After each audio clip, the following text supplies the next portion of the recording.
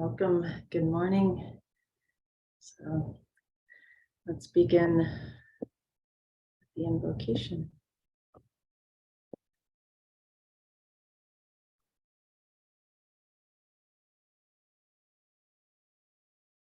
Towards the one, the perfection of love, harmony, and beauty, the only being, united with all the illuminated souls who form the embodiment of the Master, the Spirit of guidance.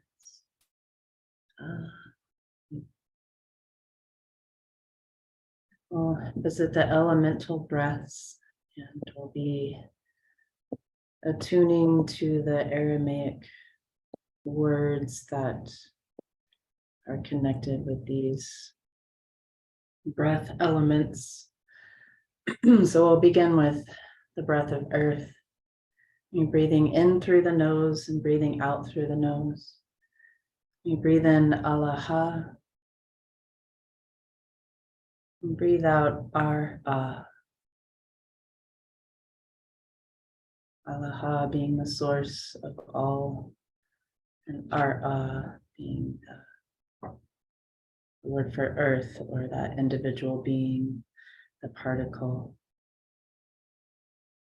As you breathe, just feeling support of your bones and ligaments where they're touching on the ground.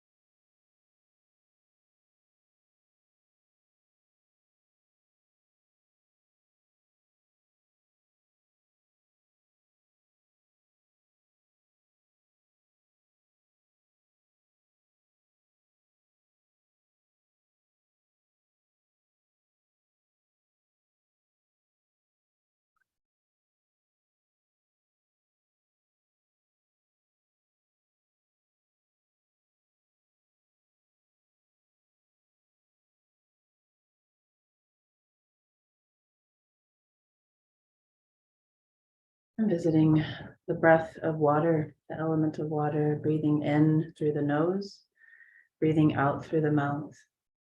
We breathe in Alaha, the source of all. And breathing out Maya, meaning water, feeling the flowing of life, flowing of the blood in our vessels, noticing any of the water around us and the dew, the rain, snow, making the grasses green. Again, breathing in Alaha, breathing out Maya.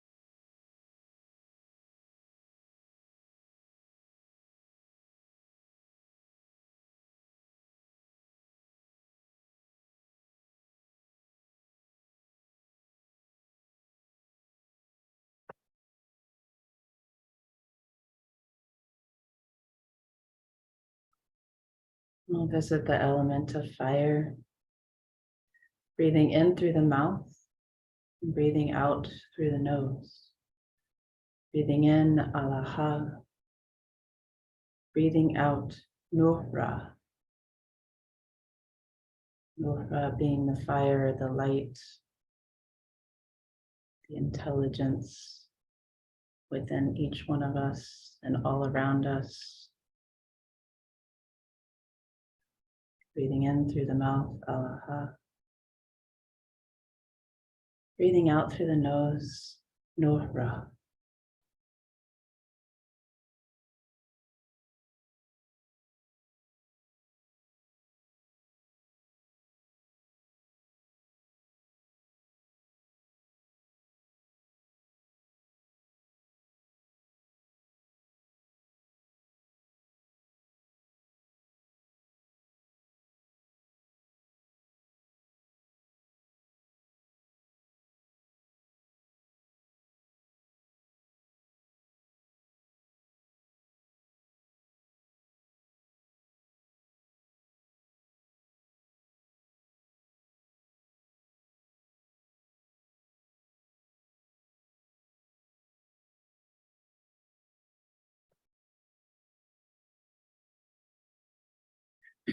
We'll visit the element of air, breathing in through the mouth and breathing out through the mouth.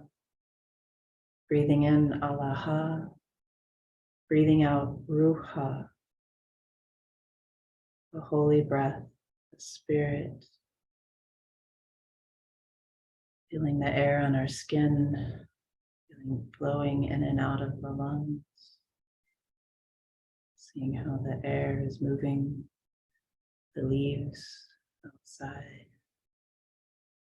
Knowing that that element is all around us and within us. Again, breathing in Allaha through the mouth. And breathing out Ruha through the mouth.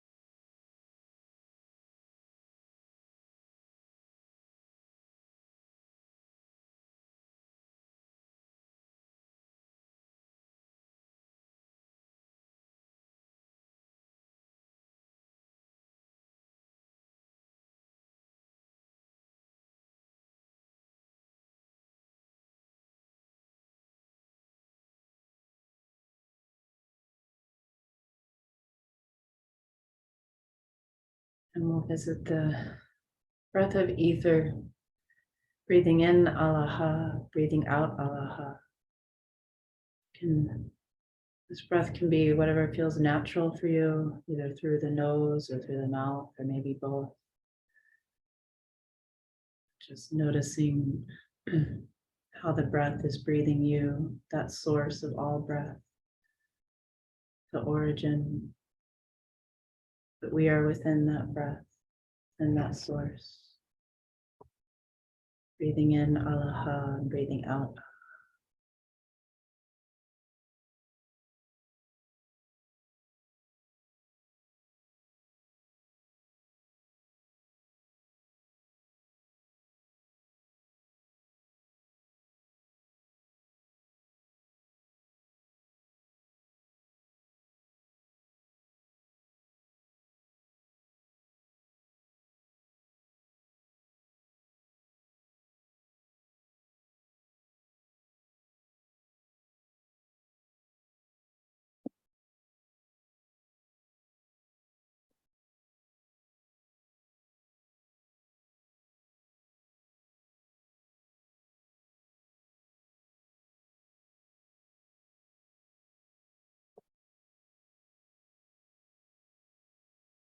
Say the Lord's Prayer in Aramaic together. It's in the chat window for you. Wunderbashmaya, Nekadesh Shemach, Te Malkutach, Nechwe Saviana Chayakana, Debashmaya Afbar, Havlan Lachma, Desunkananya Mana, Washpoklan Chaubain Wachtehain, Aikana Dafkanan Shpochen Lechayobain, Wela Tahlan La Neshuna, Ela Patsan Min Bisha, Metul de Lachi Malkuta, wa haila wa tashvukta, la alam amin, amen.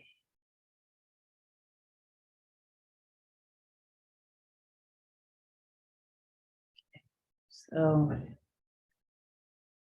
today will be, well, as you know, last week we visited Washbel Khan Chalabain Waktahain, Ikana Dafkanan Shulkan Chayobain, the words that have a lot of that and a lot of the releasing and forgiving of the entanglements that we may have with others, and just releasing within ourselves through the breath and whatever needs to just be let go. So hopefully you were able to tap into that this week. And now we're moving on to Wela Tahlan La Neshuna Ela Patsan Minbisha. So I put that in the chat window for you again, so you can have the words there as we focus on this line that traditionally has been translated as lead us not into temptation, but deliver us from evil. And I'm going to be reading from Sadi's book again on this line, but just kind of relating it to the last line of noticing those knots and where we get entangled. And just in this line, I think there's a realization and honesty about that we are in these human bodies. There is limitation, but sometimes within that awareness of our limitation, we can also find freedom. So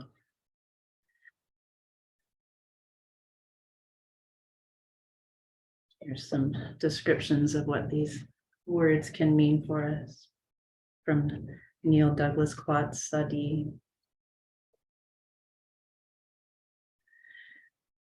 For Jesus and the prophets of Southwest Asia, we are always middle people, living between the limited personal self of Nafsha and the unlimited, always connected and connecting soul, Ruha.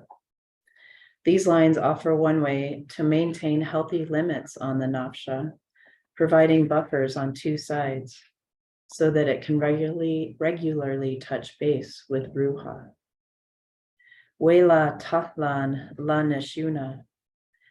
First things first, most people are simultaneously shocked and relieved to hear that the Aramaic word Tahlan means to enter rather than to lead. The phrase lead us not into temptation becomes let us not enter temptation. According to the early 20th century Aramaic Christian scholar George Lamsa, those who translated Jesus's Aramaic into Greek simply mistook the passive voice of the verb for the active one.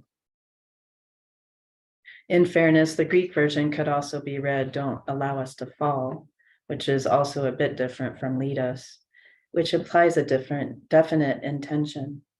The Greek version could be read, don't allow us to fall into temptation. The first word, really, two for us, way and la, means and not. The final word of the line may be the most significant in light of the line that follows. The Aramaic word nesyuna translates best in one word to forgetfulness, which was the ancient Semitic view of temptation. Certainly, this is not about forgetting a shopping list or a meeting date. The ultimate forgetting, the only real temptation, is forgetting that Allah, reality itself, is our source and our goal. The opposite of forgetting is remembering. Jesus uses the word for the latter in the Last Supper when he says, do this la dechrani, meaning for remembering. In this view, remembering and forgetting arrive together along with our human self-consciousness, which creates the freedom to forget as well as to remember. In this line, we honestly acknowledge our human condition, the experience of our nafsha, limited by time and space. Our culture today tends to deny limitation in favor of the illusion of unlimited outer freedom. Yeshua warns against such grandiosity, as we shall see in Luke's Beatitudes. Ela patsan min bisha. This line provides another safety barrier for our human path. Ela can be rendered something like on the contrary, and patsan as to free, open, release, or break a restriction. Men means from or away from. The payoff word here, bisha, usually translated as evil, brings us to the heart of the matter. As noted in the introduction, the view of evil in ancient Semitic languages centered around unripeness, that which is either too early, too late, or so cut off from reality that it can no longer ripen in a natural or healthy way. Today, we would probably call a nafsha that is so extremely cut off narcissistic. We know that it can do great harm. We could hear these lines this way. Don't let us enter chronic forgetfulness of soul and source. On the contrary, release us from acting unrightly, not in tune with our self's higher and healthy purpose. Such a translation doesn't mean that evil doesn't exist. It is up to us individually and collectively to decide for every season, year, and generation what is ripe and what is no longer so. Taken together, we can see how both these lines fit together. One way to always remember would be, for instance, to remain in seclusion, in prayer at all times, or simply not get involved in order to preserve our peace and quiet. However, most of us are not called to this life of a monk or a hermit, and neither was Yeshua. He called his listeners to act at the right time and place with the right action. I am often asked why Jesus phrased this all in the negative. He could have easily said, help us remember and act rightly. However, this would again be to deny that forgetfulness and unrightness happen in us. The first step to avoiding them is to acknowledge them in oneself. This returns us to the image of holy wisdom, Hakima in Aramaic, gathering creation as a community of voices, both ripe and unripe. In Luke 14, Jesus retells the story from Proverbs in a different way, as a parable about a man who invited people to a dinner party. Since his A-list and B-list guests were too busy to attend, he then invited everyone on the street. Acknowledging both the invited and unwanted guests in one's psyche is about simple self-honesty, a theme that Yeshua returns to frequently in the Beatitudes. Again, we have Wela Talan La Neshuna, Ela Patsan Min Bisha. Don't let us enter chronic forgetfulness of soul and source. On the contrary, release us from acting unrightly, not in tune with our soul's healthy purpose.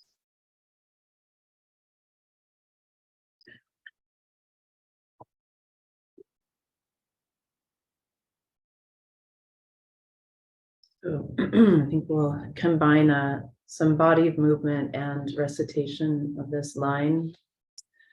So we'll recite Wela Talan La Neshuna, bringing the right arm over the heart, the fingertips touching the left shoulder, feeling protected from forgetfulness.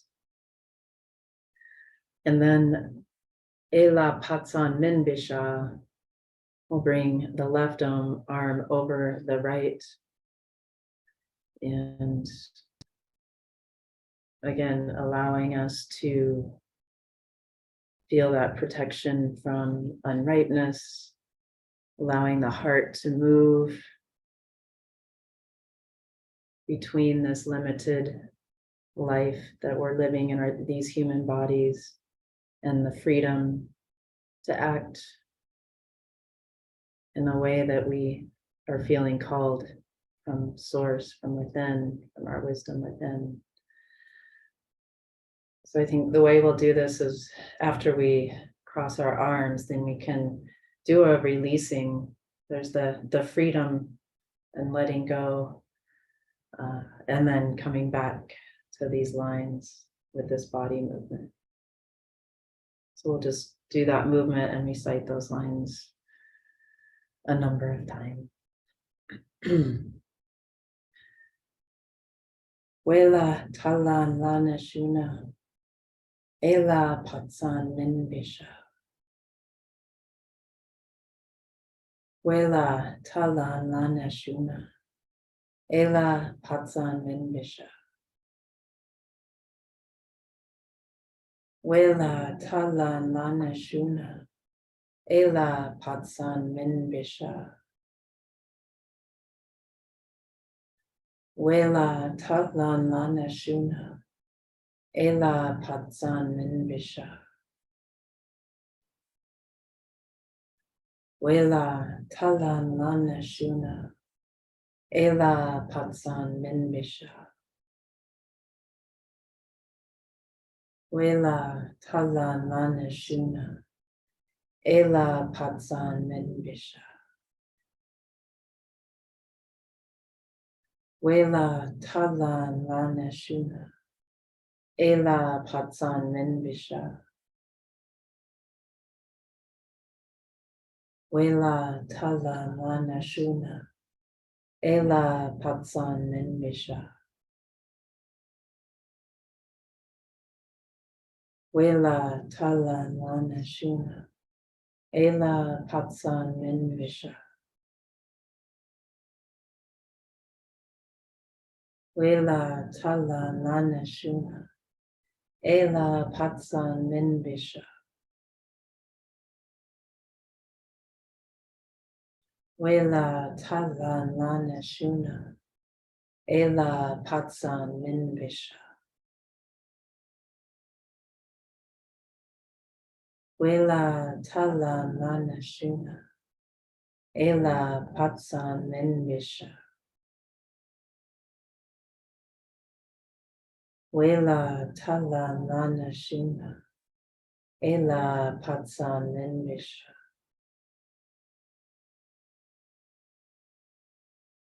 Wela talan lana shuna, ela patsan minbisha.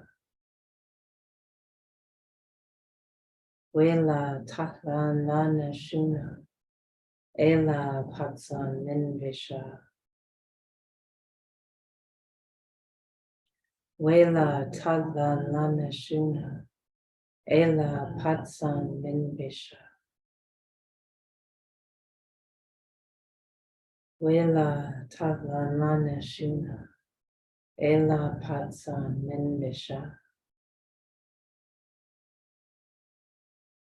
Wela talan lana shuna, ela patsan minbisha. Two more times. Wela talan lana shuna, ela patsan minbisha. Wela talan lana shuna, ela patsan minbisha.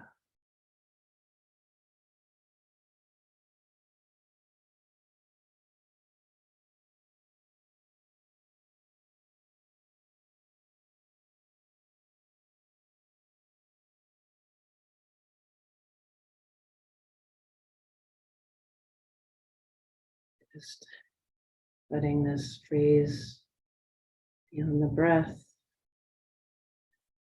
You can hold this over your heart, and like as I was saying, let the heart find its way between limitation and freedom, inviting all the guests to the table.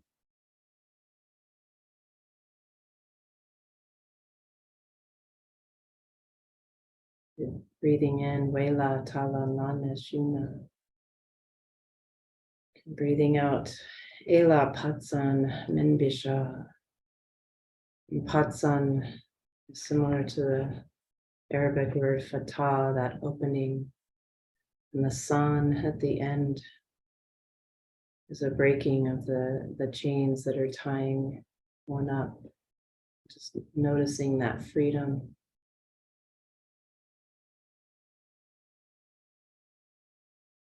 And breathing in Wela Tala Manashuna.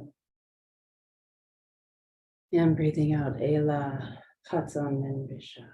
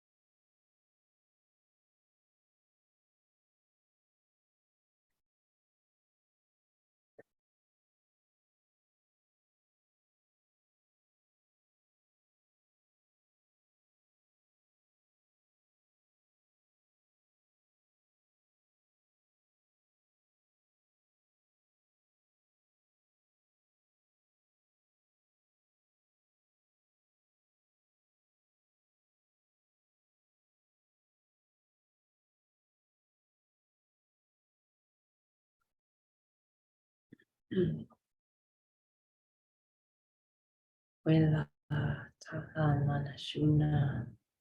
Ela patsan minbisha. Bring us true.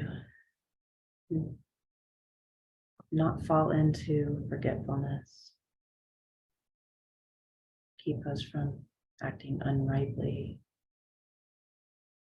Being aware that our limitations in this human body, we will be forgetful, we will act unrightly.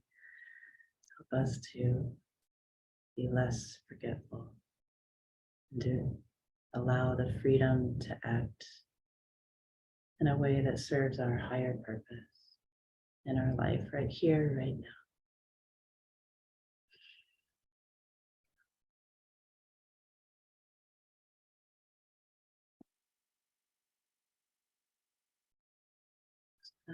Pause the recording for a moment.